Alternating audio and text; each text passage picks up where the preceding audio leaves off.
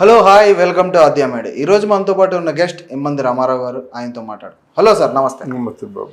ఏంటి sir, film ఇండస్ట్రీని ఎందుకు అలాగా ఊరికే ఒక ప్రభుత్వం బాగా వేధిస్తుందంటారు? అంటే ఒక స్తబ్దతగా ఉండిపోయిందండి ఫిలిం ఇండస్ట్రీలో. ముందు గొయ్యి వెనక నొయ్యి అనేటువంటి ఫీలింగ్తో వాళ్ళు ఉన్నారని మనం అనుకుంటున్నమాట. ఎందుకంటే ఇండస్ట్రీని అంత చిన్న చూపు చూసినప్పుడు, ఇండస్ట్రీలో ఉన్న వాళ్ళని అంత చిన్న చూపు చూసినప్పుడు, ఒరే సన్నాసులారా, మీరు అనుకున్నట్టుగా మేము అంత అడ్రస్ లేని వాళ్ళం కాదు, ప్రపంచవ్యాప్తంగా మాకు పేరు ఉంది, ప్యాన్ ఇండియా స్టార్స్ అండి, గ్లోబల్ స్టార్స్ అండి, వీళ్ళ వాల్యూ వీళ్ళకి ఉంటుంది కదా. అందువలన ఎవరు వాళ్ళ తాలూకు మనసులో భావాన్ని బయట పెట్టరే. సినిమా టికెట్లు పెంచకూడదు అంటారు బోలాశంకరి. ఎందుకు పెంచకూడదు? సినిమా మేము తీసుకున్నాం. ఒక వస్తువు ఉందండి, ఒక జడ్జి ఉన్నాడు, ఒక జాకెట్కి 3,000 తీసుకుంటున్నాడు. ఎందుకు 3,000 తీసుకుంటున్నాడు? 30 రూపాయలు తీసుకోవచ్చు అంటే దాని వర్క్, ఫినిషింగ్ వర్క్ అంత అయింది. 3,000 అయితే లేకపోతే బాగానే మాట్లాడమాట. అలాగే సినిమాకి 150 కోట్లు 200 కోట్లు పెట్టినప్పుడు వాడు టికెట్ ఎందుకు నిర్ణయించుకోకూడదు? అది ముందు తేలాలండి. డబ్బులు పెట్టినప్పుడు టికెట్ పెంచుకునే హక్కు ఎందుకు ఉండకూడదు? అది తేలాలి. అది తేల్చేవారెవరు? ప్రొడ్యూసర్స్ కౌన్సిల్, ఫిలిం ఛాంబర్ ఏదో అధ్యక్షుడు అనుకున్నారు. ఆయన మాట్లాడాలా? మరి దిల్ రాజు ఎందుకు మౌనంగా ఉన్నట్టు? పోనీ హీరోలు ఉన్నారు, చిరంజీవి గారు, పవన్ కళ్యాణ్ గారు మాట్లాడుతున్నారు. మిగతా హీరోలు అందరూ ఒకటవ్వచ్చుగా, అంతే కదా. మహేష్ బాబు, అల్లు అర్జున్, తారక్ వీళ్ళందరూ ఒకటవ్వచ్చు కదండి. ఎందుకు ఇలాగా వాళ్ళ విలువను వాళ్ళే అంటే తగ్గించుకుంటారో నాకు అర్థం కావడం లేదన్నమాట. మీ మీద ఇంకెవరో పెత్తందారీతనం చేసినట్టయితే మీకు విలువ లేకుండా అనకూడదు, కానీ మిమ్మల్ని పూర్తిగా ఒక మామూలుగా ఒక అమాయకుల్ని తిప్పినట్టుగా తిప్పుతుంటే అమాయకులు చూసారా ఇళ్ల స్థలాల కోసం తిరుగుతారు. అలాగా ఇళ్ల స్థలాల కోసం తిరిగినటువంటి అమాయకుల్లాగా మీరు కనిపిస్తున్నట్టయితే మీ తాలూకు ఏమిటో, మీ స్టేటస్ ఏమిటో, మీకు ఉన్నటువంటి ఆ పొజిషన్ ఏమిటో చెప్పాలి కదా. చెప్పే రోజు వచ్చింది. ఎందుకు దాక్కుంటారు మీరని నా ఉద్దేశం. మొన్న చిరంజీవి గారు కూడా చిన్న కామెంట్స్ వేశారు సార్. దాని గురించి కొడాలి నాని కానీ, పేర్నేని నాని కానీ పిచ్చి పిచ్చి కోతలు కూర్చారు సార్. ఎలా చూడొచ్చు సార్? అవునండి, వాళ్ళు కొడాలి నాని, పేరు నాని వాళ్ళు ఎవరండి? వాళ్ళు ఎవరు? వాళ్ళు బజార్లో చాలా హీనాతిహీనంగా. ఇప్పుడు కొడాలి నానికి అడ్రస్ లేదు. పేరు నాని వాళ్ళ నాన్న కృష్ణమూర్తి గారు నాకు తెలుసు. మరి ఎంత మంచి పేరు తెలుసా? బజార్లో నడిచి వెళ్ళిపోతుంటే మొత్తం రిక్షా వాళ్ళందరూ ఆయన వెనక్కుండేవారండి. ఎంత అందరికీ ఆపద బాంధవులాగా ఉండేవాడు. అటువంటి ఆయన కొడుకు కూడా మన పేరు నానంటే పరుగు పోతుందండి. ఇప్పుడు పేరు నాని మన మచిలీపట్నం వెళ్ళినప్పుడు కనుక్కున్నాను. అంటే పేరు నాని చూద్దామని ఉంది. పేరు నాని ఎక్కడ ఉన్నాడండి? పేరు నాని విజయవాడలో ఉంటాడు, మచిలీపట్నంలో ఉండడం మానేసి ఎన్నాలో అయిందని చెప్పారన్నమాట. వీళ్ళు స్వతంత్రంగా ఎక్కడి నుంచి పోటీ చేశారో, పోటీ చేసే ప్రజలకి అందుబాటులో లేకుండా ఉంటారు. వీళ్ళు రాజకీయం మాట్లాడతారా? నీ ప్రజలను నువ్వు కాపాడుకోవయ్యా నువ్వు. వాళ్ళు ఏమన్నారు? మీరు రాజకీయాల్లో ఉంటే సినిమాలు మీకు ఎందుకని అడిగారు. అది తప్పే ఉంది. ఇది అంటే రాజకీయాల్లో మీరు నాకు కదా, రాజకీయాల్లో మీ సమస్యలు లేవా? మీరు పరిష్కారం చేసే అంశాలు లేవా? అది బానేసి ఊరిక చెత్తవాగుడంతా అవుతారు ఎందుకు? అలాగే మన కొడాలి అని అందరినీ పకోడీగాలు అంటారు. మరి వాళ్ళు పకోడీగాలు కదా. ఇలాంటి మాటలు వింటున్నప్పుడు బాధ అనిపిస్తుంది.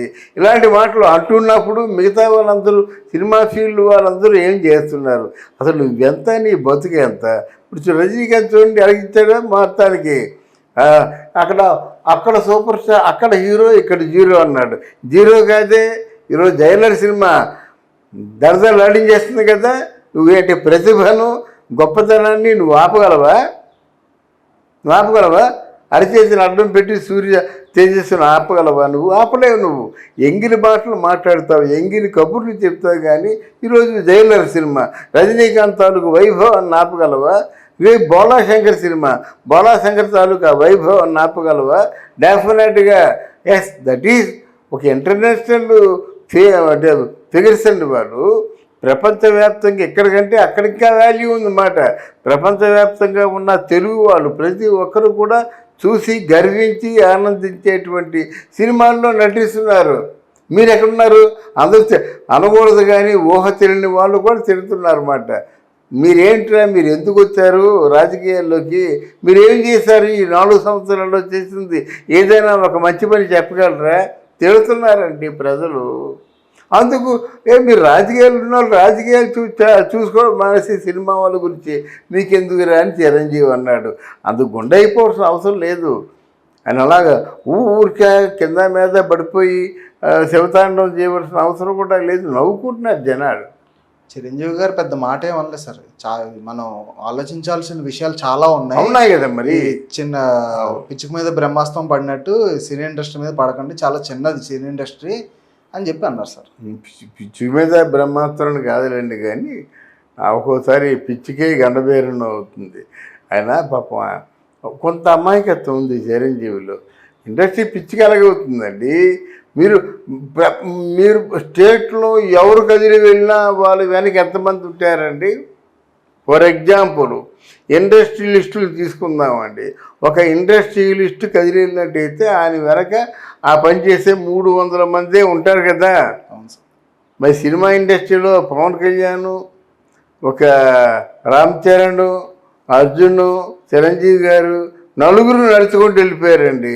ఇక్కడ బయలుదేరేటప్పుడు నలుగురు, వైజాగ్ వెళ్ళేసరికి 1 కోటి మంది అయిపోతారు సార్. కోట్లు. అంటే వాళ్ళు మొబైలైజ్ చేసినట్టు ఎవరు మొబైలైజ్ చేస్తారు? పిచ్చుకులు కాదు వీళ్ళు. బ్రహ్మాస్త్రాలు కూడా వీరికి అవసరం లేదన్నమాట. వాళ్ళే తిరగబడితే ఇలా కనిపిస్తారు అన్నమాట. తిరగబడితే కనిపిస్తారండి. అందువలన ఆయన మాట్లాడడం కరెక్ట్గా లేదని డెఫినెట్గా ఈ రాజకీయాలు అంటే జోలికి వచ్చినప్పుడు తప్పకుండా వాళ్ళ తాలూకు ప్రభావం రాజకీయాల్లో దాడి చేస్తున్న వాళ్ళ మీద ఉంటుంది. అభిమానుల తాలూకు ప్రభావం. అది చంద్రబాబు నాయుడు తాలూకు అభిమానులు కావచ్చు, పవన్ కళ్యాణ్ తాలూకు అభిమానులు కావచ్చు. అభిమానులు ఏం చేస్తారని చూస్తూ ఊరుకుంటారు. అట్ ది సేమ్ టైం అంటే పూర్తిగా మనసు విరిగిపోయినట్టయితే గొంతు పట్టుకుంటారు. అదే జరుగుతుంది.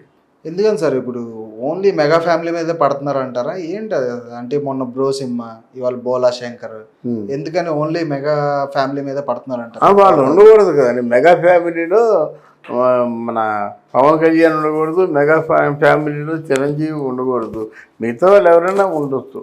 అది మెగా వాళ్ళకి కూడా మనసు విరిగిపోతుంది కదా. కోట్ల కొద్దీ డబ్బు స్ట్రక్ అయిపోద్ది, కోట్ల కొద్దీ డబ్బు లాస్ అవుద్ది. అప్పుడు బాధ అనిపిస్తుంది కదా. కేవలం ఇదే కదా. దీని వెన్నుపోటు పడవడం అంటే ఇదే. స్ట్రైట్గా హ్యాండ్ టు హ్యాండ్ ఫైట్ చేస్తే బాగుంటుంది. అలా కాకుండా అంటే టికెట్ ధర తగ్గించడం, థియేటర్ల మీద దాడి చేయించడం, ఎవరి చేత అల్లరి చేయించడం, ఎవరో కుక్క బిస్కెట్లు వేసినట్టుగా బిస్కెట్లు వేస్తే రివ్యూ చెప్తారు చూసారు సినిమా ఫ్లాప్ అయిపోయిందని. అలాంటి పనులు చేయడం చేస్తే ఎంతకాలం అండి? కాదండి, ఎంతకాలం అంటే వాళ్ళు చేస్తారు చెప్పండి. కానీ నిజాన్ని అందులో ఉన్నటువంటి యథార్థాన్ని ఎవరు ముయ్యలేరండి. జైలర్ సినిమా బాగుంది, ఎవరు ఆపగలరు? రేపు బోలాశంకర్ సినిమా బాగుంది, ఎవరు ఆపగలరు? ఎవరో నోరు కొవ్వెక్కి రివ్యూ చెప్పుకోవచ్చు. లేకపోయినట్టయితే వాళ్ళ తాలూకు వైఎస్ఆర్సీపీ వాళ్ళేమో థియేటర్ ఏమో డబ్బు బిర్యానీ మందు తాగేసి గోడ పెట్టచ్చు. కానీ యథార్థం అది కాదు కదా. యథార్థం ఎప్పుడు జ్యోతిలాగా వెలుగుతూనే ఉంటుంది. అందుకే సత్యమేవ జయతే అన్నారు. అంటే వీళ్ళ తాలూకు మాటలు మనం పట్టించుకోవాల్సిన అవసరం లేదు.